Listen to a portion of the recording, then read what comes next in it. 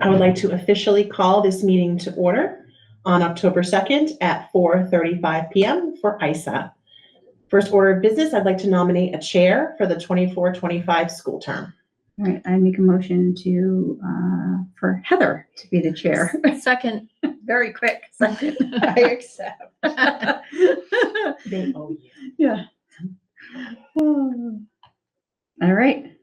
Madam Chair, you get to run the meeting now. Did we vote? We didn't vote. Oh, we yeah, I didn't think we vote. need to Yeah, do an that's all right. in We didn't favor. do Do an you need- official All in vote. favor? Unanimous. Now, Madam So Chair. thank you, ladies, for the vote of confidence. So we will move to the rest of the agenda. So we have meetings from January 17th, 2024. Which fortunately we were all at, so Yes, that we should were. be That's easy. right. Yeah. Any action on the minutes? I'll make a motion to approve. Second. Any discussion? Nope. All in favor? Unanimous. Okay. All right. Makes it easy. So we have the first on our agenda is the New England Association of Schools and Colleges, NEASC. Yes, yes. Good evening. Thank you, ladies, for coming this evening. I do have some updates for you around NEASC. So the committee will be here December 1st through the 4th for our decennial visit. At that time, we'll be getting our decennial accreditation.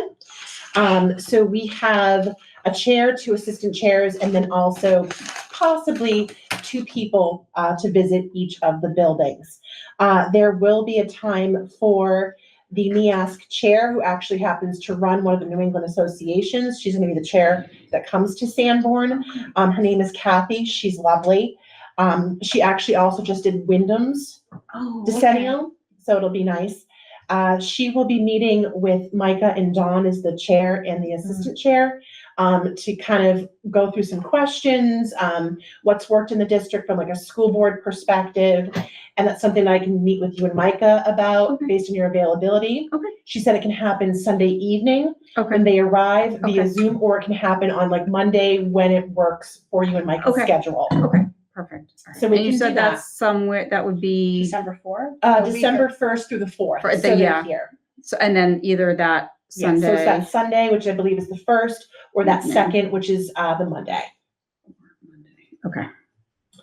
So when the visiting team came a few years ago, which I can't believe is actually a few years ago now, they identified 6 areas of improvement or things that we need to work on or finalize. And so those 6 areas are now, just to kind of remind the public, the adoption of the curriculum and the implementation of the curriculum in a consistent format. Where before, there were many competencies. There was nothing set and consistent in regards to a written curriculum. So this has now been met. Awesome. We have gone through the UBD process, so the Understanding by Design, which is a curriculum model from the gold standards of curriculum, so much so that in our priority areas or in our programs itself that we've purchased, whether that be Reveal Mathematics, Envision, CKLA, they're actually all aligned to a UBD document, which is wonderful. So they will come and they will look at those curricular pieces.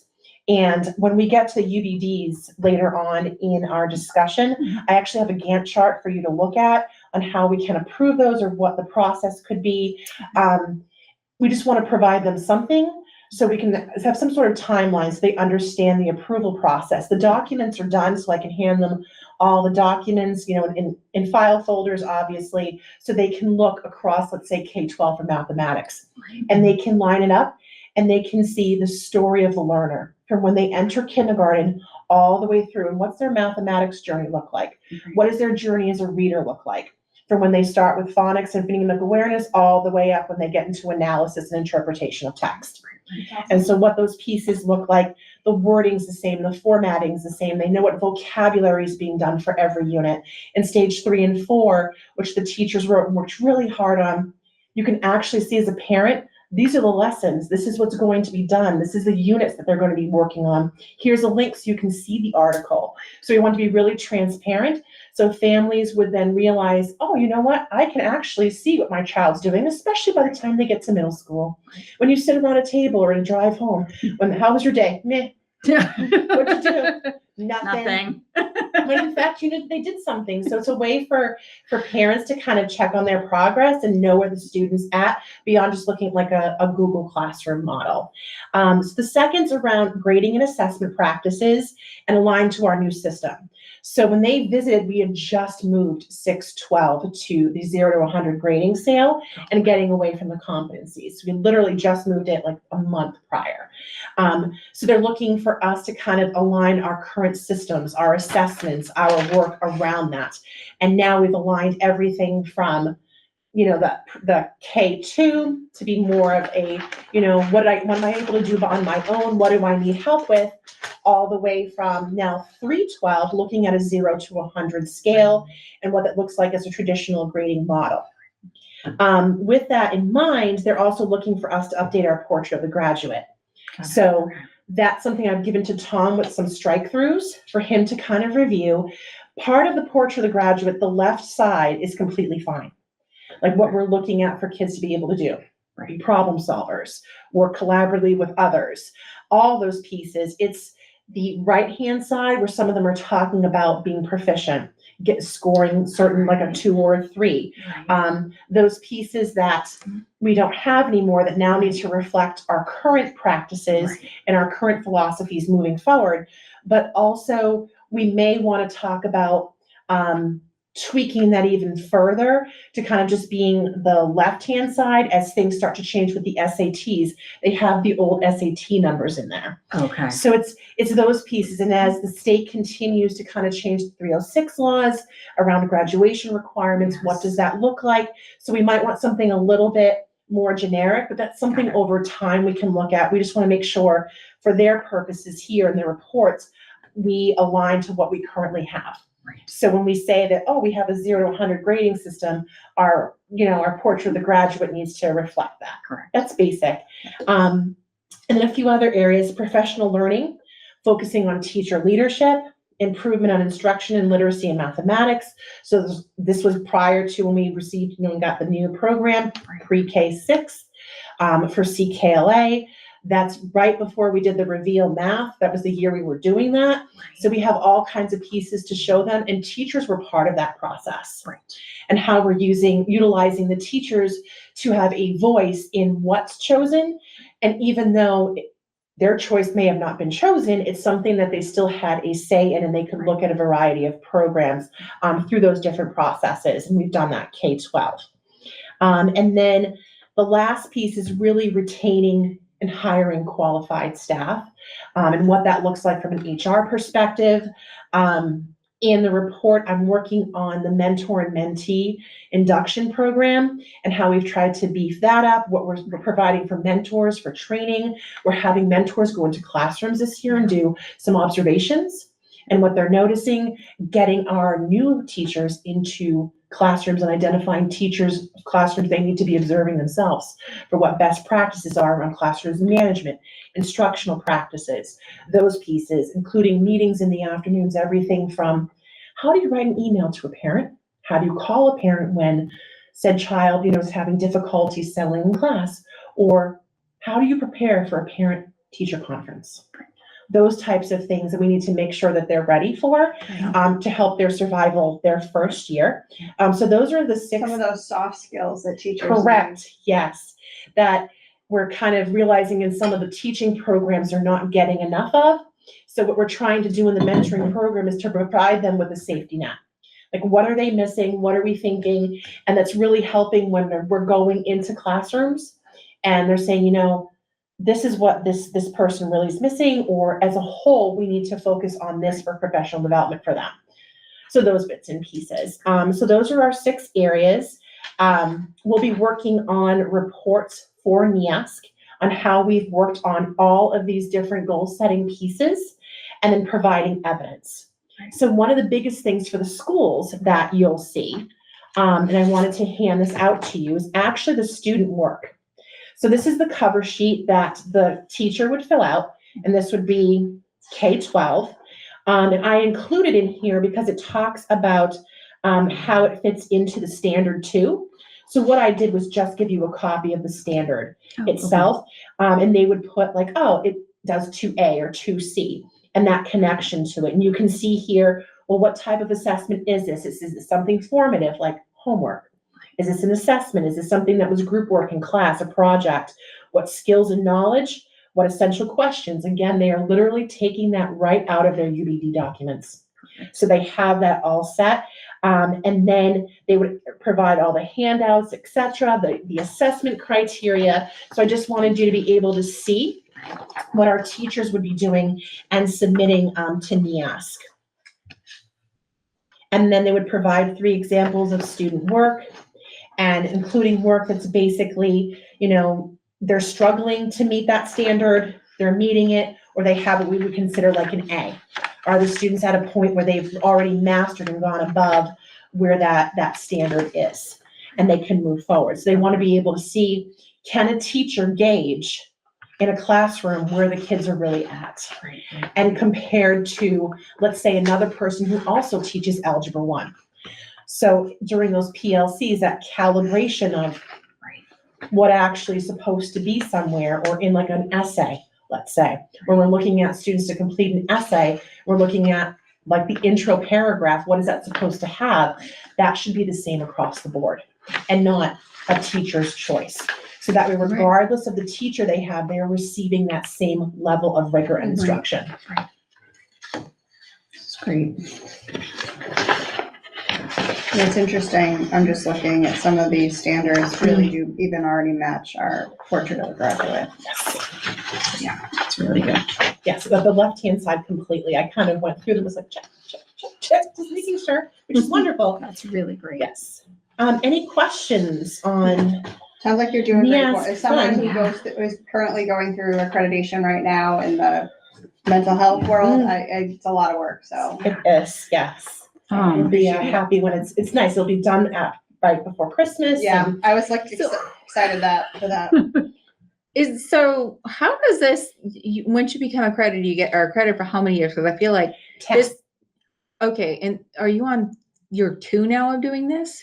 So we will be we're up for accreditation. So we will start, this December, we'll be back at year 1. So Okay. we've gone through like a 10-year cycle with it. So how long That's have you okay. been, I feel like you've been working on this for a very long time, like, We've been working on this because I for feel about like 3 years. Okay. Yeah. Yes. so that's like crazy that it takes, okay, I guess 10 years is long, but you spend 30% of your time working on accreditation, like, Correct. right? Like, yes. you're gonna, in 7 years, you're gonna start this process over again, essentially. Yes, that is correct. Yes. Okay. Yeah, so we were accredited in 2020, and we are already up for reaccreditation because it's a smaller time frame. Oh, right. Because we did it in COVID, so they're like, Yeah.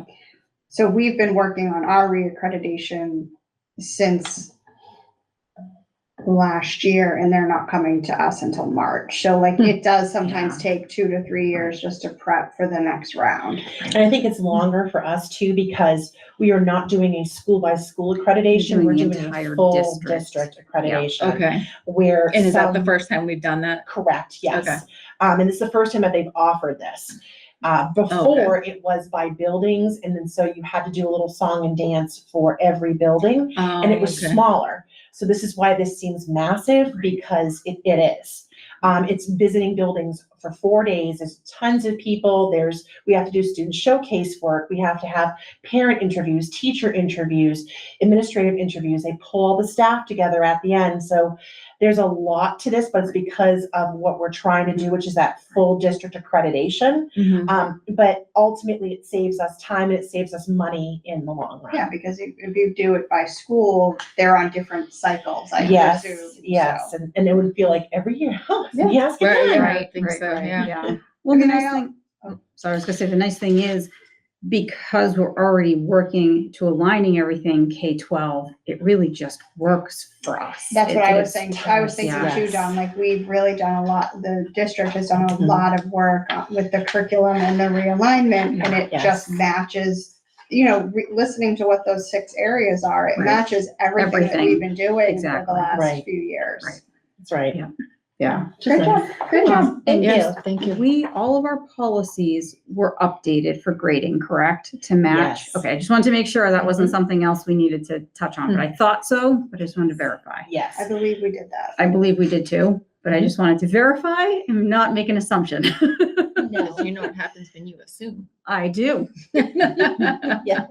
Yes, I do. When we went through the process with 612, and then we just did one last spring when we updated the elementary school. Yes, okay, right. Yes. I thought so, but I just That's okay. Hey, that's all right. double checking. Anything else on NEAS before we move to item 4.2, which is CKLA, or the core knowledge language arts? No, I'm good, thanks. For CKLA, we've been working hard with the staff to get them into full implementation this school year, get them started on the right foot, provide some trainings and some information around, especially around, what I would say is intro to letters, the intro to the reading brain, the intro into the why we're doing this. Delving further into DIBBLES, which is our screener for dyslexia, and having them understand the connections from what goes on in that assessment to what's actually happening in their classrooms. So Heidi is our brand new literacy coordinator for K-6. She's been meeting with the teachers, What is her going last into name? classrooms, Zollman, Zollman. So she's been going into classrooms, observing teachers, working with teachers. She's been working very hard with our reading specialists as well, collecting data, looking at where students need to be for intervention to make sure we're scooping kids up and helping them, especially at Bakey, where that primary school age reading difficulties, we're trying to catch them early so then we can put things in place that they need. This year, we have all of our PD days are actually focused for K-5 for our classroom teachers around CKLA again. So we're having trainers come back. We're also having trainers go into classrooms so they can observe teachers and coach in real time. So they're able to, we're going to have release time for the teachers. So these coaches come in and the teachers can watch the coach teach. It's the I do, we do, you do model. Okay. So we're implementing that. So it's the coach, then it's the coach and the teacher, and then it's just going to be the teacher while the coach takes notes and provides feedback. So we're moving more into that process. We're going deeper into the program around scope and sequencing, pacing. We understand they're not going to have everything because they didn't have the program in kindergarten. They're in 5th grade now. So how do we make sure we get to the end of the program and we pace properly and that way we're not behind and that way all of 5th grade gets what they need to before 6th grade, which the program, every grade level, the last unit is the first reviewed in the following grade level. So making sure that we're kind of lockstep with that, which is nice. And then this summer, we were actually chosen to be part of the innovator community for CKLA. So this is what that is. So Heidi and I are attending meetings and interactive workshops. And it's really about, it's opportunities for reflection and data analysis and continuous improvement with our program. So it's meeting with the experts at CKLA and Amplify, along with all kinds of other educators from other states that use the program. What's going well, what do we need work on, and whatnot. So you can see here, session 1 is October 18th, and the bullets here is exactly what will be covered. Looking at how do we look at the principles of improvement in science, methodologies, etc., and then it goes through session 2, and there is a back to this. I just wanted to say. Yeah, December. Yeah, you're busy. Holy moly, yeah. Yes, I might let's let Heidi take notes on that one, but that's okay. Yeah, that's fine, right? But you can see like what the cycle of improvement would look like. Yeah. And that's something that I've identified for our district really needs to look at how do we improve what's gone on in the past and move teachers past their current philosophies and feelings about reading and move into something that is settled science and improve like the science of reading. So to help with that also, one of the PD days, so the PD day on October 11th, half the morning, the entire morning actually, we spent intro to letters. the state letters program. Heidi's actually a trainer. So I'm utilizing those skills. I'm like, oh, I'm like, hello. And she looked at me like, oh no. No, she was honestly wonderful about it. I want to start to connect what they're doing to what's going on in a child's brain and understand the need for what they're doing in the class and why their teacher's edition is asking them to do this, this, and this. And making that connection to how a child learns to read, being an emergent reader, etc. So she's going to start that process, and then they have Alice training for safety reasons, obviously. And then November 5th, we actually have 2 trainers coming, one for pre-K 2 and then one for 3-6, because we also recognize that something is very different needed at the primary versus upper elementary. And in the program itself, if you remember, they actually split it up at the primary where there's a skills section and a knowledge section. And then once you get to upper elementary, it kind of combines everything into one.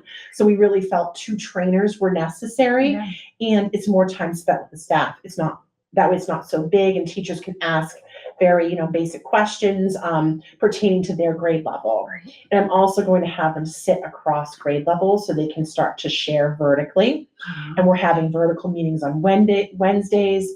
I'm trying to grow their craft and build up their capacity, and also honestly to just build up their confidence in this. And you can do this. We're here to help you. And we've had some success so far, and some of them are definitely more excited in getting into parts of the program. Memorial actually purchased some great bulletin boards for pieces. So they're like, oh, look at this. We found stuff on the Vikings. Can we purchase? I'm like, yes, that's child appropriate. Yes, you may. There's some Viking stuff that's not.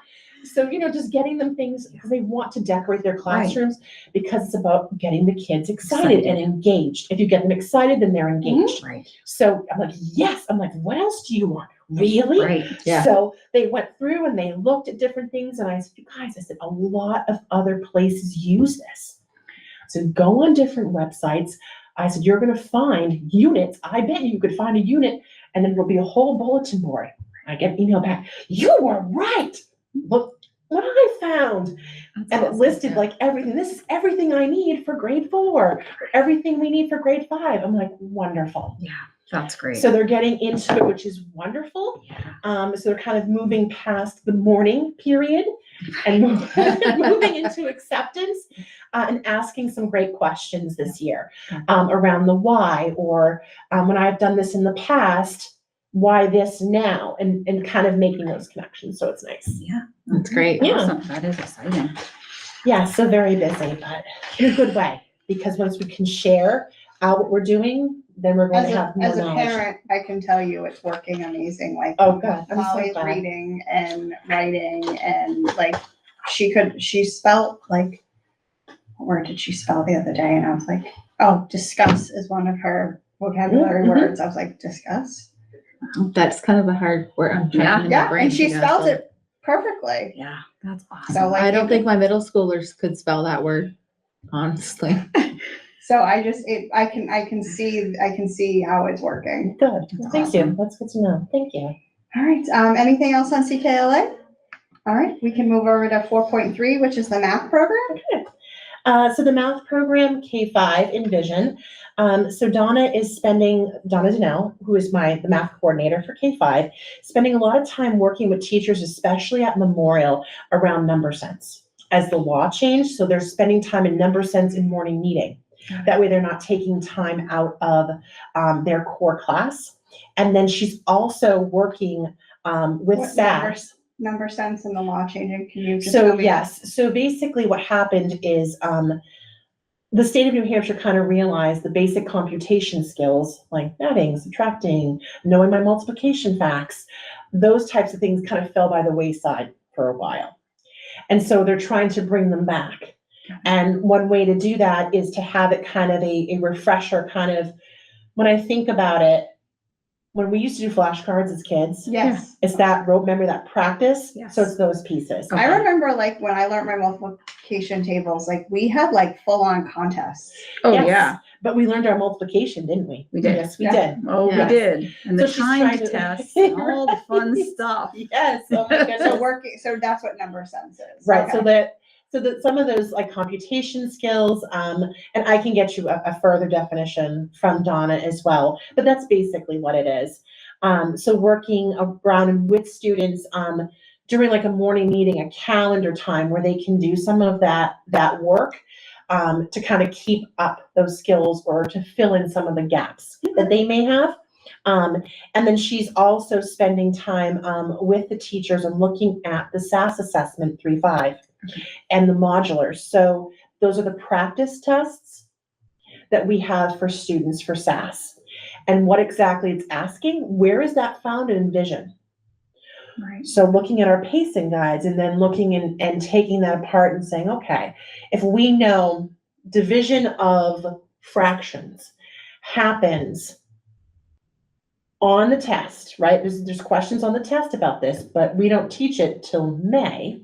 Right. We need to make sure we teach that material before students Earlier. take the test, let's say in 4th grade. I'm just Mm, using that as an yeah. example. Right, that makes sense. So that's that pacing, looking at the connections to the Envision program.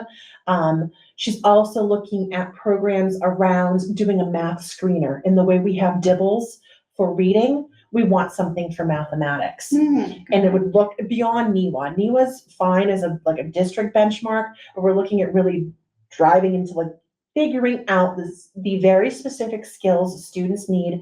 What would that look like? What would that look like for intervention? We have M-Class intervention, which is part of our reading program for students. Mhm. It feeds off of dibbles. Well, she's looking, what's a program that would do that for math? Right. If a kid's took an assessment and then it would spit out all of these interventions and these kids belong together. These are the skills they're working Right. on. Then these are the activities. These are all of those pieces. And then they'd be able to say, okay, well, you've been in intervention for about 6 weeks. We've taught you the skills. Now let's put you back on this to see what you've learned and then see what other gaps you have. Right. So she's trying to look at different ways to make sure that we have something for mathematics and the way that we have something for reading, which is a little harder. Math's a little bit more challenging in that realm, unfortunately. I was really hoping we would have something within Envision, and maybe they will eventually, but they currently don't have something that we could use for that. That's about it for math. Any questions? Oh, I can talk about Reveal 612 if you'd like to. Sure. Okay, so Reveal 612 Math, the Alex program, which is the online component for Reveal, seems to be going really well this year. Teachers were able to get into the online portal right away. IT was very helpful. Dan in IT actually helped a lot with making sure the teachers and the rosters, we kind of fed it through Alma this year. Okay. So anytime a student was added to a teacher's class, it appeared in Alma and then was directly fed to Clever. And that's how the students are logging into a lot of their programs, whether that be for reading or for mathematics or just mathematics or science or whatever, high school. So in looking at that, they're able to click in, and then if a student switches classes, it's switched in Alma in 24 hours. Oh, okay. It'll get switched over.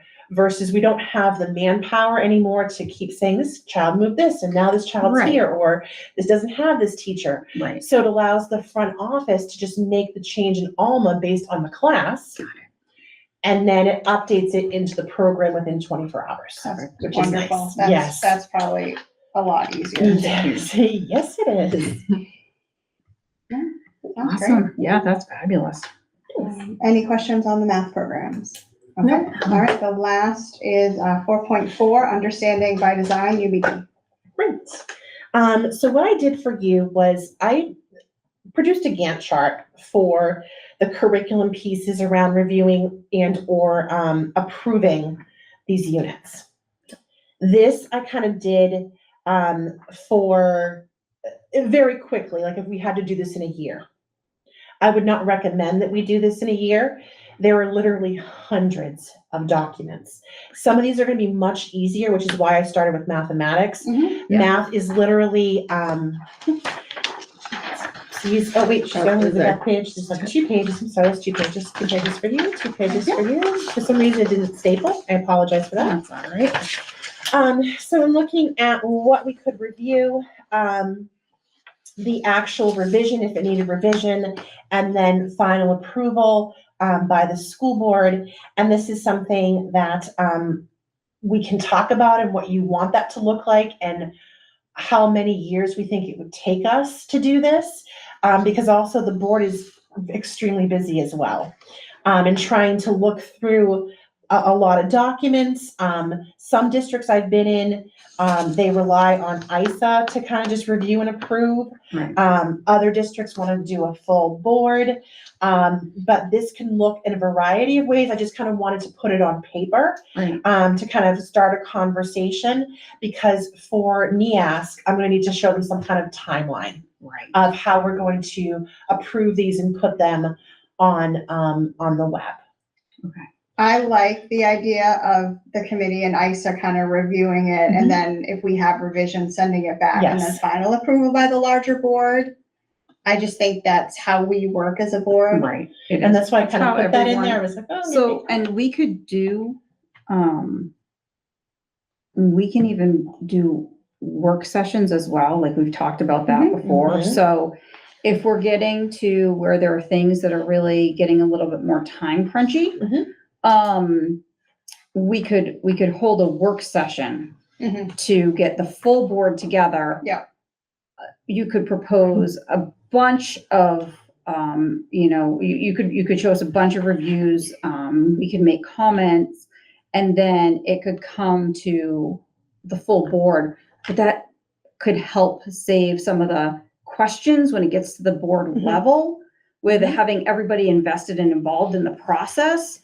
So, so we could look at, and this doesn't have to be decided now, but we could look at holding some ISA work sessions. Yeah. And including Mhm. everyone, so that we're all on the same page and it just moves things faster for Mhm. you. Yeah. So, but yeah, I think ultimately, I think at least right now, I feel like we have a board that's extremely invested Yes. and Which is really wonderful. wants to make sure that, Yeah. we kind of put our stamp on it, but if we could look at, possibly doing some of those work sessions, it might help to And I wonder smooth if things some for of you. these could be like connected, right? Like if we did Right. work study. Well, if work- we do a work session and we're like, okay, we're gonna sit down, we're gonna do 2 hours, like a Yes. 2-hour work session. And we're gonna just go through all this stuff, and everybody comes prepared with questions and they can ask the questions. You can then take all that information back or suggestions, take it back to your committee, and then when it comes to the full board, Mhm. it's already been discussed. Yeah. And it just helps keep things going smoothly. Right. So, And I think I kind of just put different ideas in here. Mhm. The focus could be really just on the big 4. When I talk about that, really the math, the science, the social Mhm. studies, yeah, and the English or the literacy courses. I thought about starting with math, Yep. because it's something that's literally, they took it from the textbook that Yes. you all approved, Yeah. and placed it into those and you documents. showed us some of those Yes, correct. Yeah. already, and they were fabulous. We've worked Like- very hard, the Yeah. staff, the building administration, everyone has worked very hard to make sure those were done in a Yes. very short amount of time. Usually it takes 3 to 4 years to get all of those Yep. done. So we've been very fortunate that we have something concrete to show, not only show NEASC, but also to help our teachers Right. and help with that transparency Oh, piece. yeah. Also help new staff coming in, Mhm. that they actually don't have to start at square one. Right. So, Yeah. okay. And I'm just really impressed with our staff and our educators Oh, and yeah. what they, the commitment to, this has been a huge undertaking. Yes, very much so. And just seeing the amount of work that's been done in such a short period of time is really commendable. Thank you Absolutely. for saying that. Anything else on UBD? All right, public comment. There being none. We do not have a next meeting date. That is to be determined. Is there any other further discussion? We can adjourn at 5:08.